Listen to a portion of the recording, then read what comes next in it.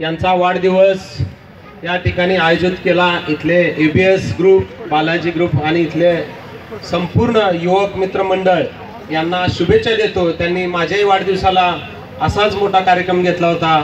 त्याच्यानंतर आमचे बंधू दत्तात्रय पाटील पंच यांचाही वाढदिवस त्याच जोशामध्ये तुम्ही साजरा केला, त्याच्यासाठी पहिल्यांदा तुम्हाला धन्यवाद देतो।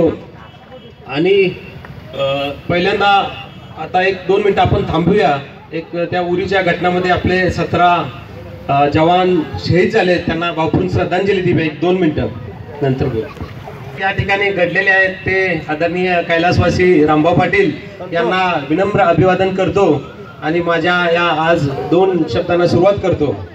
मला पंचांबद्दल अभिमान वाटतो की आज हे माझे मोठे बंधू आहेत। एवढा अभिमान वाटतो की खरंच सगळं गाव, संपूर्ण गाव ज्या वेळेस आम्ही एकत्र असतो त्यावेळेस बोलतात हा रामन ह्याच्या माग हा लक्ष्मण सारखा उभा आहे। पण पंच, मी तुम्हाला इथं आवर्जून सांगतो की आता मी एकटा लक्ष्मण राहिलेला नाहीये तुमच्या माग, हे एवढे जमलेले सगळे लक्ष्मण तुमच्या माग आहेत। येणाऱ्या रावणाला फक्त आडवं करायची तुम्ही हिम्मत ठेवा। हा हे सगळे भरत लक्ष्मण तुमच्या या गावामध्ये भरपूर मोठमोठे नेते आहेत, प्रस्तावित नेते आहेत।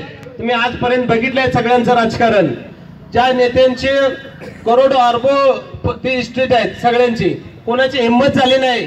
पण पंचांची हिंमत झाली। गेल्या 2-3 वर्षाच्या मागे दुष्काळ पडला, आटपाडीत कुठल्या नेत्यांनी केलं गाव पाणी मोफत पाणी वाटप?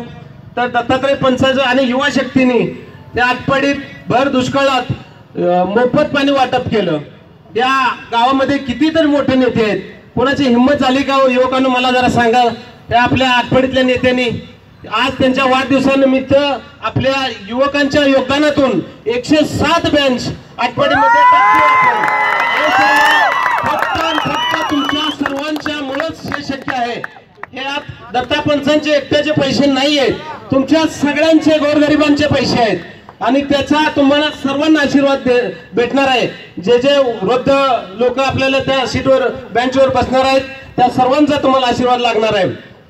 त्याच्याच बरोबर कैलासवासी रामभाऊ पाटील यांच्या वाढदिवसानिमित्त दत्तात्रय पाटील युवा शक्तीने वयस्कर ज्येष्ठ लोकांना आपण काट्या वाटप केल्या।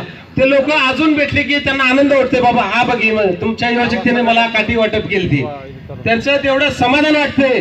तर तुम्हाला या पंचांच्या वाढदिवसानिमित्त मी एवढं सांगू इच्छितो, तुम्ही जर सर्वांनी साथ दिली, आदरणीय भारततात्यांच्या मार्गदर्शनाखाली या आटपाडीचा एक नवा अध्याय दत्तात्रय पंच यांच्या मार्गदर्शनाखाली आपण करू शकतो, एक वेगळं आटपाडी शहर निर्माण करू शकतो। तर हे शक्य आहे फक्त तुमच्यामुळेच।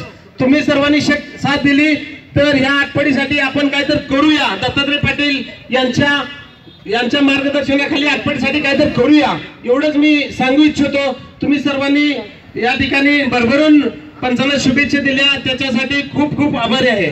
धन्यवाद।